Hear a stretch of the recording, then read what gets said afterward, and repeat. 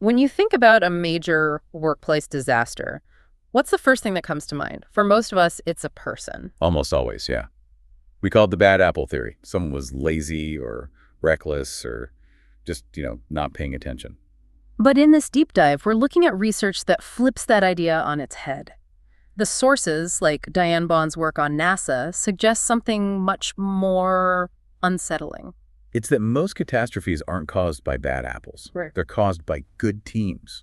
Good teams just trying to be efficient and helpful. Which is a much harder problem to solve. You can't just fire a good team. Exactly. It's easier to blame one person than to admit the whole system has drifted. That's the core idea here. Organizations don't suddenly break. They slowly drift towards failure. And this is what Vaughan famously called the normalization of deviance. Right. It sounds academic, but it's simple. It's when a small, unwritten rule breaking, like a shortcut, slowly becomes the new rule. Okay, so let's make that real. You've got the official safety binder, the rules. That's work as imagined, the perfect world on paper. And then you have the reality of the factory floor. Work is done. The messy, high-pressure version. The binder says you must inspect the forklift before every use. But the truck is waiting, your supervisor is staring at you, and you're behind schedule, so you skip it. And here's the critical part. What happens next? Nothing. Nothing bad happens. Nothing bad happens. The truck gets loaded, the deadline is met. You might even get a pat on the back for being so quick. So you're actually rewarded for taking the shortcut. That's the trap. That positive reinforcement teaches you that the shortcut is safe. Yeah. It worked. So you do it again and again. And pretty soon, skipping that inspection doesn't feel like a risk anymore. It just feels like how we get things done here. The deviation has become normal. And this isn't just theory. This is exactly the mindset that led to the NASA Challenger disaster. It is. People think they just ignored warnings about the O-rings, but it's more subtle. They had seen O-ring damage on previous flights. Flights that landed safely. Yes. And because the shuttle didn't blow up before, they slowly redefined the damage. It went from being a red flag, a stop sign, to being an acceptable risk. Success created a massive blind spot. It's the same pattern with the Columbia shuttle years later. Chunks of foam were hitting the shuttle on takeoff all the time. And since they always got away with it, It stopped being a safety threat and got relabeled as a maintenance issue. Just something to fix after landing. That relabeling is deadly. so just because you've gotten away with it 50 times doesn't mean you're safe. It just means you've been lucky.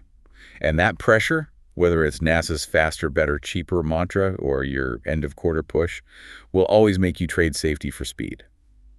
Eventually, luck runs out. Okay, so if we're all caught in this drift, how do we stop it? How do we fight back? Well, the research points to what they call high-reliability organizations, or HROs. Think nuclear power plants, aircraft carriers, places that absolutely cannot afford to fail. What are they doing differently? Their main secret is a preoccupation with failure. It's a complete mindset shift. Meaning what, exactly? So let's say a pallet falls from a high rack in a warehouse, but it misses everyone.